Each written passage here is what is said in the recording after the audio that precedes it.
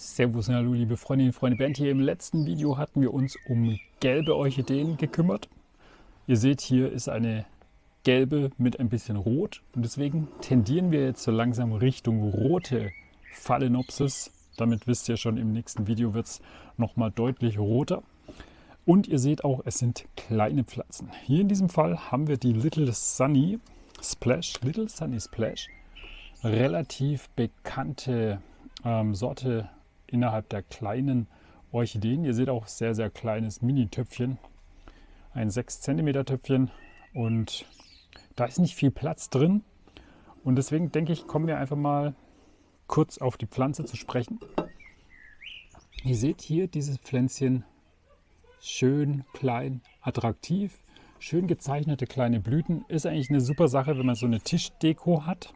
Wenn man einfach so in einen kleinen passenden Übertopf macht. In so einem großen Übertopf geht sie natürlich verloren. Nichtsdestotrotz, ich kenne einige, die haben es sogar so schon kultiviert.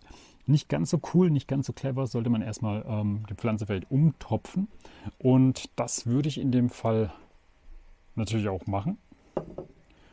Nicht vielleicht direkt am Anfang, aber das ist ein gutes Beispiel für Pflanzen, die umgetopft werden sollten, nachdem man sie gekauft hat.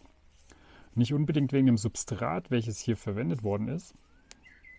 Vorsichtig sein, weil in dem Fall ist ja Sphagnummoos eingesetzt worden und das ist an und für sich eine Sache, die man ganz problemlos weiter nutzen kann, sondern dieses Substrat ist relativ stark gepresst. Die kleinen Pflänzchen, also man sieht hier, da ist sogar noch so ein kleiner Anzuchttopf. Jetzt will ich hier nicht allzu viel rumsauen.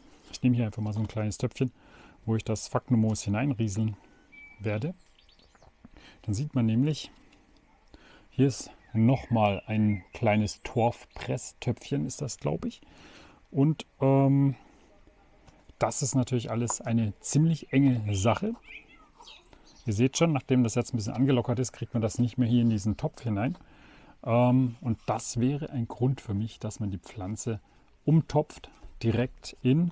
Ich denke mal, ihr wisst das schon, im letzten Video habe ich das schon gemacht, aber es ist ja Frühjahr und im Frühjahr, Frühling, dann ist Umtopfzeit.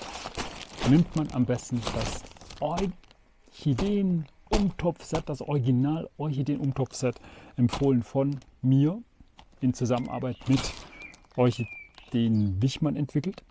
Und das ist hier richtig, richtig eine tolle Sache. Damit könnt ihr bis zu 10 Orchideen, je nachdem was für eine Größe ihr euch kauft, umtopfen. Könnt ihr auch bloß, wenn ihr jetzt diese eine kleine Pflanze umtopfen wollt, auch nur diese eine kleine Pflanze umtopfen. Dazu muss allerdings gesagt werden, wenn man so eine kleine Pflanze umtopft von einem 6er-Topf auf einen 12er-Topf, wäre das natürlich schon ein recht großer Schritt. Würde ich wahrscheinlich einen Zwischentopf nehmen, 9 cm Topf. Je nachdem, wie gut ihr mit dem Gießen zurechtkommt, würde aber auch ein 12er-Topf gehen. Viel größer sollte es dann auch nicht sein. Aber das machen wir im nächsten Video. Und wenn er dann im 12er-Töpfchen ist, dieses kleine Orchideechen, dann würde es natürlich auch mit dem Übertopf hier besser harmonieren. Ja, Phalaenopsis Little Sunny Splash. Eine kleine Sonnenspritzer sozusagen. Schaut schon spritzig aus, eigentlich ganz niedlich, so eine kleine Orchidee. Die passt auf jeden Fall in jede Orchideensammlung irgendwo dazwischen rein. Die zweite Phalaenopsis ist hier die Dusty Bell. Phalaenopsis Dusty Bell. Dusty Bell vermutlich, weil die Blätter so ein bisschen verstaubt wirken, so mit diesen Punkten. Nichtsdestotrotz, die Blüte so ein bisschen eine Mischung aus Orange, Rosa, Gelb, so ein leichter gelber Rand an der Blüte. Und das Ganze schaut eigentlich schon ganz hübsch aus. Kann mir vorstellen, schaut noch hübscher aus, wenn die Blüten noch weiter aufgeblüht sind. Es sind ja 2 Blütentriebe hier vorhanden. Kommt hier zufällig noch ein weiterer? Nein, das sehe ich jetzt nicht. Aber ich finde, die Pflanze ist wirklich sehr, sehr hübsch. Und was wir sehen können, sie steht hier wieder in Kokossubstrat. Ja, keine Kokoshusks, wahrscheinlich ist ein bisschen Pinienrinden noch mit drin, dass es einfach ein bisschen lockerer bleibt, länger strukturstabil bleibt, wobei das bei Kokosfaser eigentlich auch so ist, dass relativ lang strukturstabil bleibt. In diesem Fall würde ich auch auf das Orchideen-Umtopfset zurückgreifen, nur um das nochmal erwähnt zu haben. Denn dann fühlt sich die Pflanze zumindest bei mir, da ich so gut wie alle Orchideen in Pinienrinde habe, außer die in Kolomi wachsen, würden sie einfach besser wachsen, weil ich auf diese Pflanzen eingestellt bin. Ich finde, die hier hat eine richtig coole Blüte, kam so im Internet gar nicht raus, dass sie so einen gelben Rand hat auf der Blüte. Und das ist wirklich cool. Schaut hübsch aus, eine schöne Pflanze. Ich bin gespannt, wie die sich zukünftig weiterentwickeln wird. Für die Pflanze würde es sich natürlich direkt anbieten, wenn man sie dann entweder, kommt darauf an, wie viele Wurzeln vorhanden sind, entweder dann direkt in einen 12 cm Topf pflanzen würde sogar funktionieren. Ist auch gar kein Problem, wenn man das mit Pinienrinde macht.